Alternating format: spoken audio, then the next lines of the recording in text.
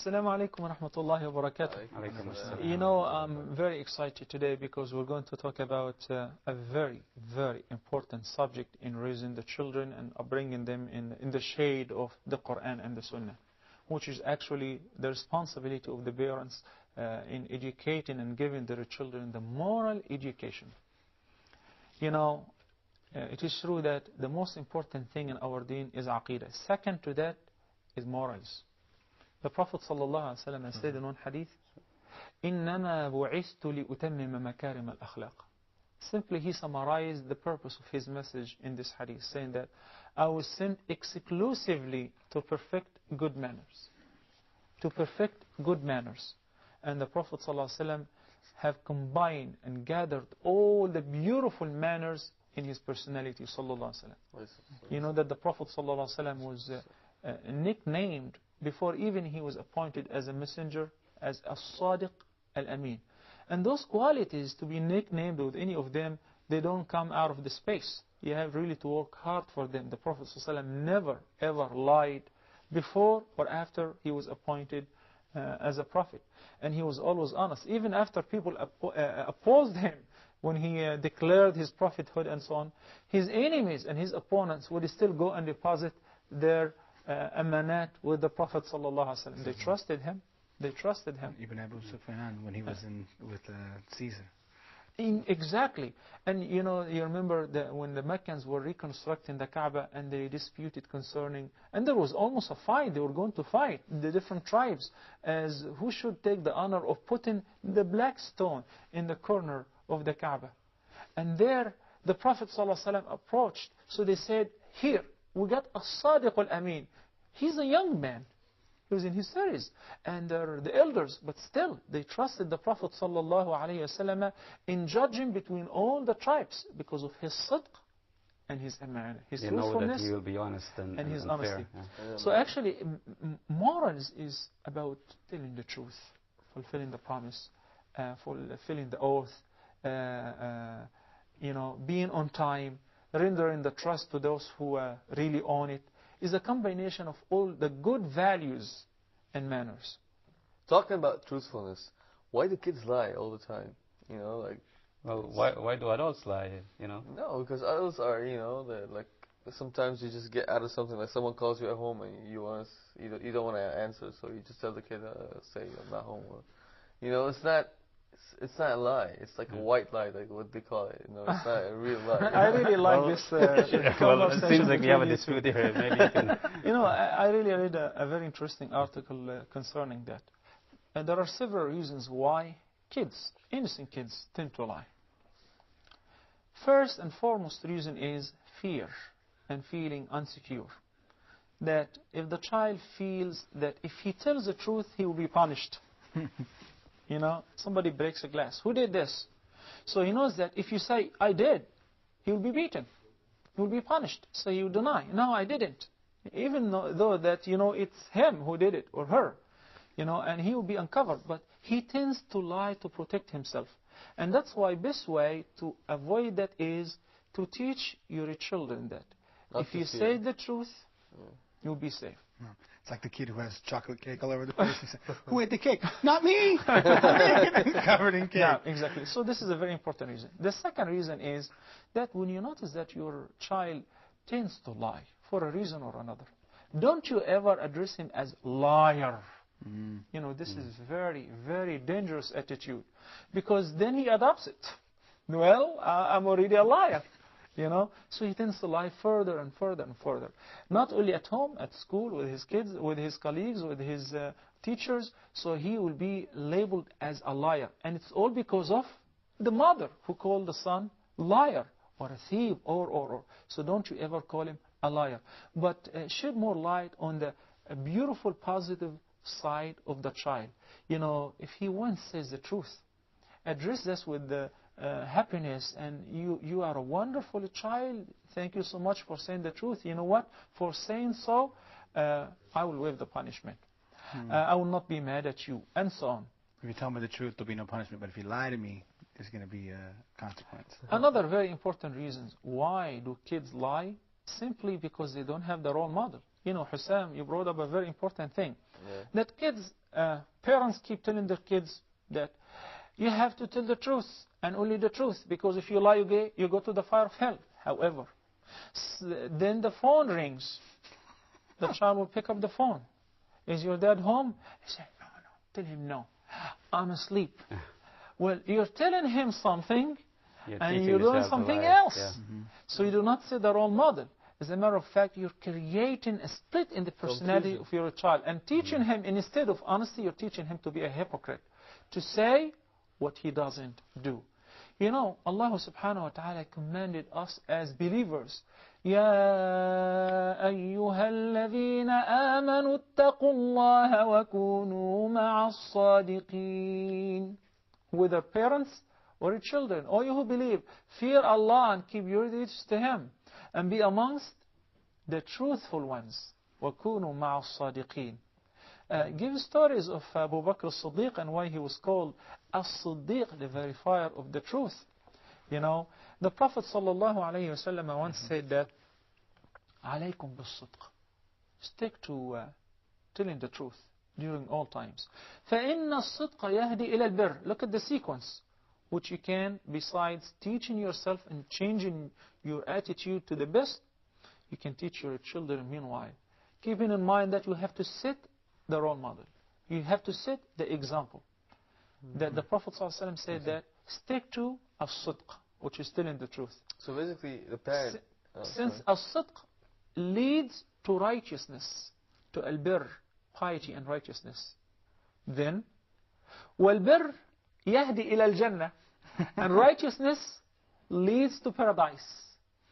And a man will continue to speak the truth and only the truth until he will be written with Allah subhanahu wa ta'ala as-Siddiq, a man of the truth. And the opposite is true. The Prophet sallallahu alaihi wasallam warned all of us against lying and telling lies. He said sallallahu alaihi wasallam, وَإِيَّاكُمْ وَالْكَذِبِ, and beware of lying, since lying leads to fujur, rebelliousness. And al-fujur definitely leads to an-nar.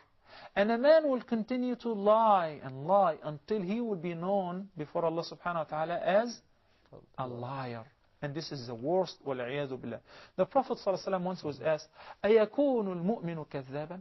Is it possible that you find a believer who is a liar? It's not just he would lie once or twice, no, a liar. That's his habit. He said, no. A true believer is never a liar. You know, there was a teacher at a school for deaf and dumb, handicapped kids, where they can't hear nor speak.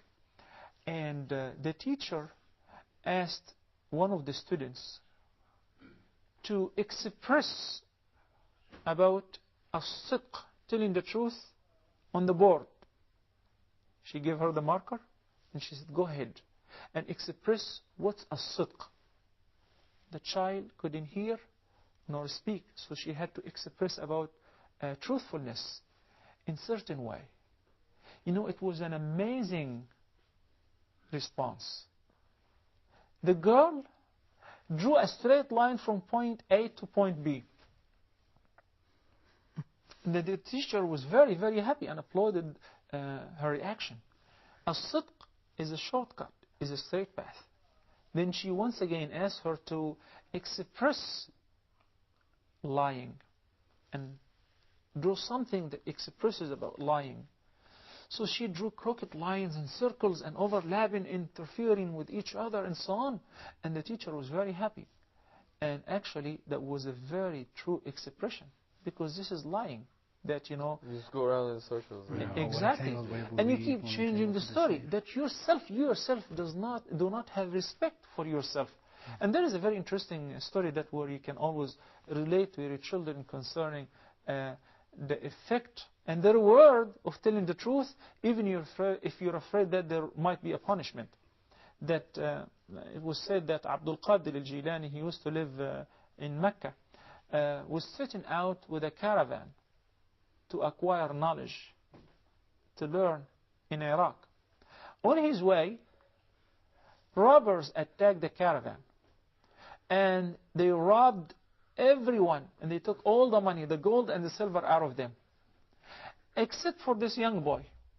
So their leader was asking them, did you collect all the money? They said, yes, except for this boy. So they went, he said, why not? They said that he's full. We asked them, do you have money? He said, yes. He actually had 40 dinar. This is all the money he had from his mother. So the leader came to him and said, young boy, do you have any money? He said, yes. He said, yes. Where? So he talked out and said, you fool, you know that if you didn't say I have any money, we wouldn't have taken it from you. So he said, well, but I can't lie because I promised my mother not to lie. Guess what happened? That word changed history, changed the fate of this whole gang, because their leader realized that, well, you're a child and you're afraid to break a promise that you made with your mother, and you're telling the truth and losing the only money you have for that. And we keep violating our promise with Allah every day. He cried and he repented. So his followers, the rest of the gang, said, well, you are our leader in robbing, and now you are our leader in repenting. And everybody repented because of that sidq of one child. فَالصِّدْقُ مَنْجَاهٍ. Even if it appears that there is a risk in it, the risk of punishment, the risk of destruction, but it is actually a rescue if you tell the truth. What about compromising? You know, I really wanted to pick on one thing that you mentioned, which is white lie. There is nothing called white lies and black lies. Lie is a lie. Lie is a lie. It's a lie even if it's in joking. Yeah. Oh, well, the Prophet ﷺ warned us against lying to make people laugh. No. Do you have wudu? Yes, I do, alhamdulillah. Do you have wudu? How about you, brothers? Do you have Maybe you I'm need to okay. get ready. Okay, yeah, we need to get ready. The prayer's in about 15 minutes or so, inshallah. Bismillah.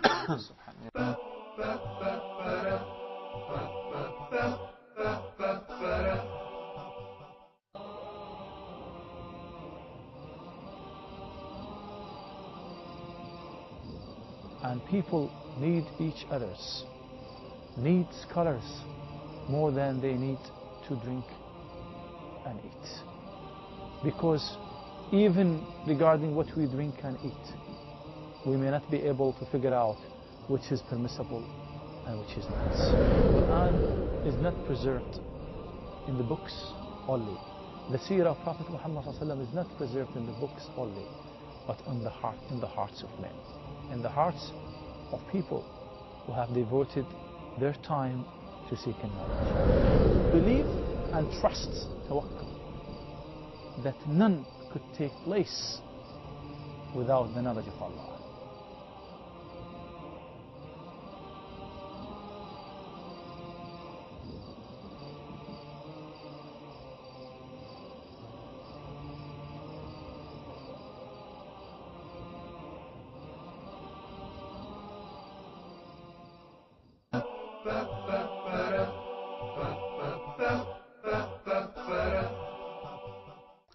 Sheikh, you were talking about children lying, which remind me, when children are being put under pressure and sometimes, you know, they might fear that they will be punished, which remind me of a story with my own daughter.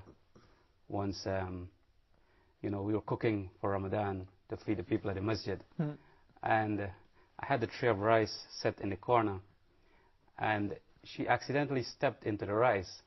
So I said, who stepped into the rice?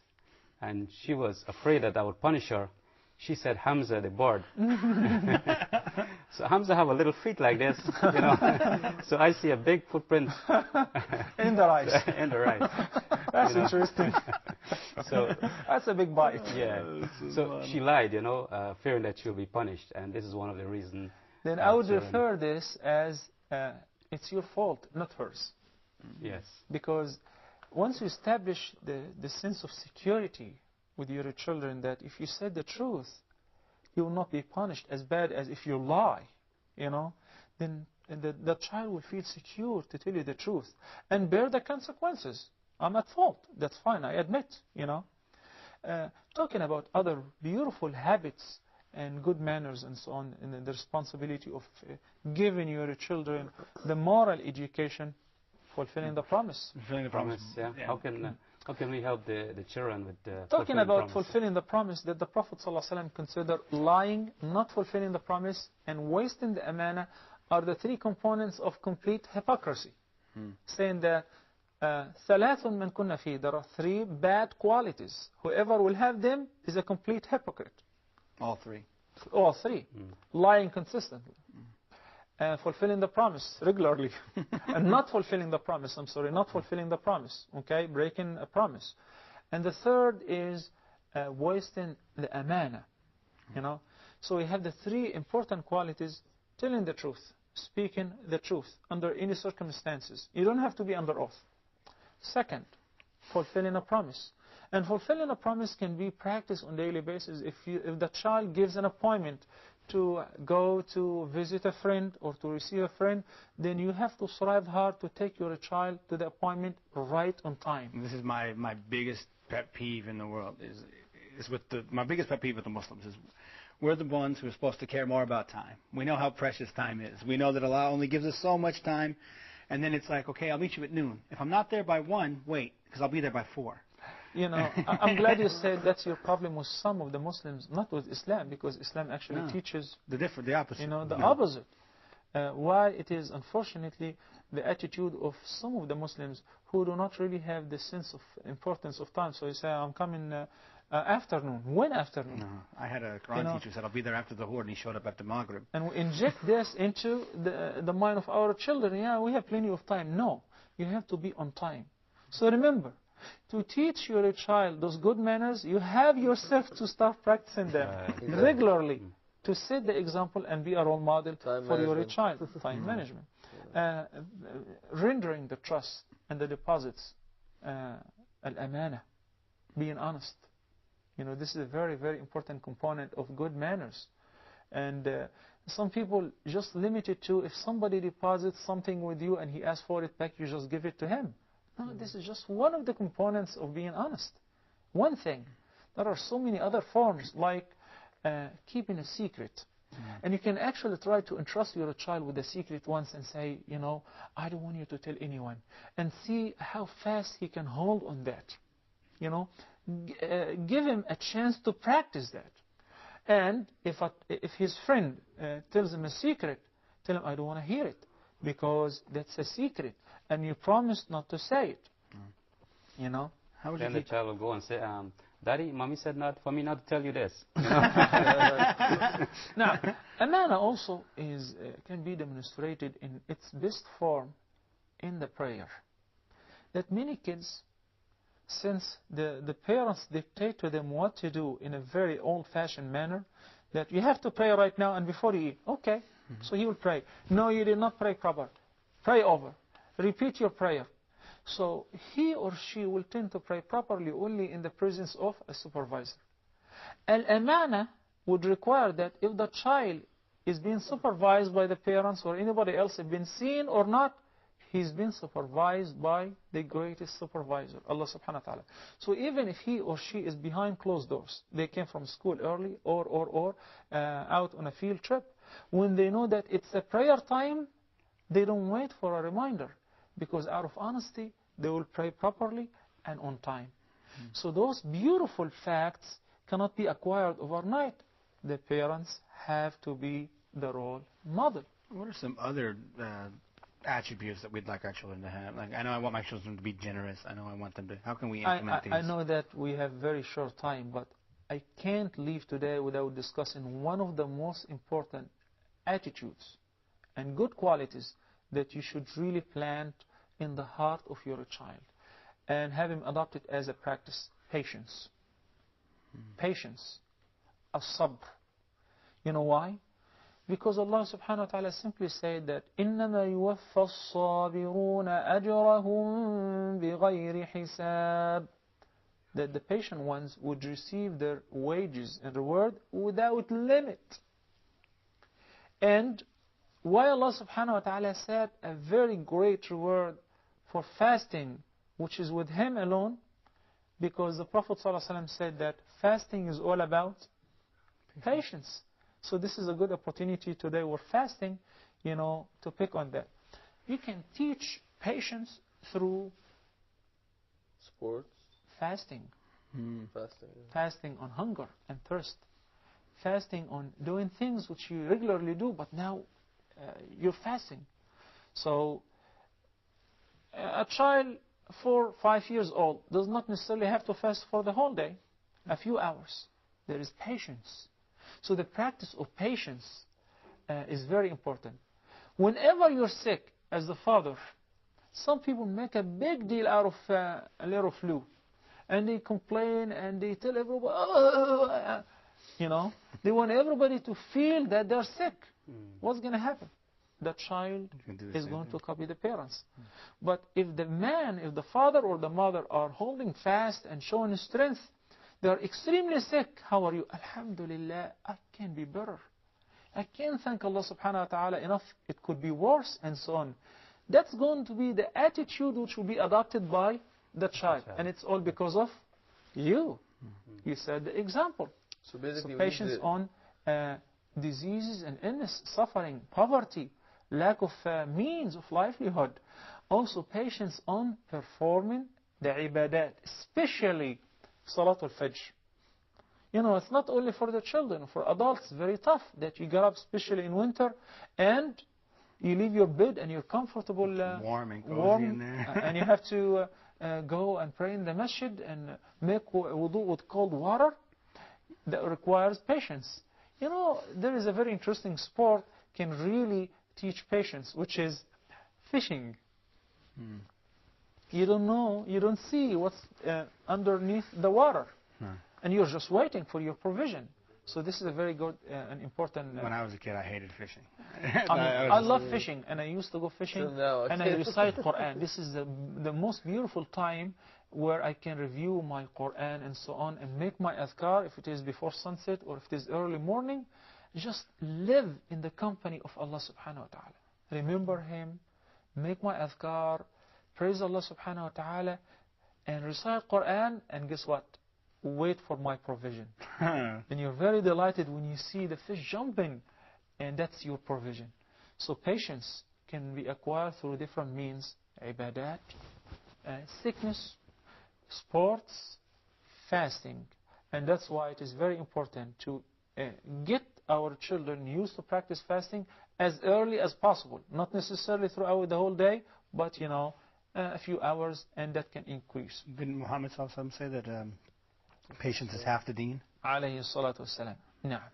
Sometimes we can also teach the children when we go out, like shopping, and everybody's pushing and want to get in line. We can teach them that, right. you know, don't push. That's right. Talking about shopping, you know, when the kids get their new outfit and so on, and they go to school, and they're very proud that they're wearing this brand name, and they show off and so on. This is a very dangerous attitude, which we have to play an important role in correcting that, which is humility and humbleness. You know, the Prophet ﷺ was the most humble man, even though he was the greatest man. And he ordered us to humble ourselves before Allah subhanahu wa ta'ala. Imagine that. When we line up in the prayer, everybody bows down at the same time. Everybody, rich and poor, puts his forehead and the nose on the floor. We're equal. The person next to you may be rich, may be poor, maybe the doorkeeper, right? Maybe your physician. So our deen has some beautiful practices that will teach an adult and a child humility. And we have to emphasize on the fact that Allah subhanahu wa ta'ala will not allow a person who has an atom weight of arrogance or kibr to enter paradise. So this is very, very dangerous. That was one of the things that attracted me to Islam. The first time I ever walked into a masjid, and I saw the whole universe, you know, black, white, brown, yellow, green, every shade of the rainbow, standing there together, foot to foot, shoulder to shoulder, doing the same acts of worship to the same God. Brother Ismail, did you ever go for Hajj? No, inshallah. Then man, you need to go for Hajj, and you will see the beauty of Islam presented in the practice of Hajj. Subhanallah. You know, you need to have a lot of patience. You know, there is another way that you can teach your children humbleness. You know, once every while, even if you're rich enough and you have a maid, have your child clean up the bathroom. Nothing wrong with that. You know, that teaches humility. Pick up the trash to the dumpster. Go to the masjid and sweep the masjid or vacuum the carpet, you know. You're a part of the community. Your parents may be doctors, engineers, very rich. However, you belong to the Muslim Ummah. You are just a unit in this Ummah. You have to show humility and humble yourself. Before Allah at first, and before your brothers and sisters. Once again, remember, the children will never show humility and behave with humbleness if the parents are arrogant. You know? But I mean, but also humility has a limit. Like I shouldn't do it too much in front of the kids, so he could be, you know, like I don't know. La, in a moderate way. Yeah, there's a difference between humility and weakness, though, No, and I think people get that confused. They think that if you're humble, that you're weak. Out of generosity, which is one of the beautiful manners that the Prophet ﷺ taught us, which is al-karam, that would combine between tawadu' and karam, humility and generosity, that whenever a guest comes, that you serve the guest the food or the drink by yourself. Have your child do that several times, you know, so that he would have the sense of honoring the guest, respecting the guest, and feeding or giving the treat to the guest. So it's a combination of tawadu' and generosity. You know, talking about generosity and so on. You know, nowadays you have heard about what's going on in Pakistan and so on. You know, it's very important to talk to our children. It's not fair that we're eating, drinking, enjoying life, and our Muslim brothers and sisters are suffering somewhere else. We'll talk about that next time, inshallah. سبحانك اللهم وبحمدك نشهد أن لا إله إلا أنت نستغفرك ونتوب إليك وصلى الله على سيدنا محمد وعلى آله وصحبه وسلم. By the way, since when we didn't pray the supplication of Surah Al-Furqan, ربنا هب لنا من أزواجنا وذرياتنا قرة أعين وجعلنا للمتقين إماما. السلام عليكم. Let's go to the masjid, guys.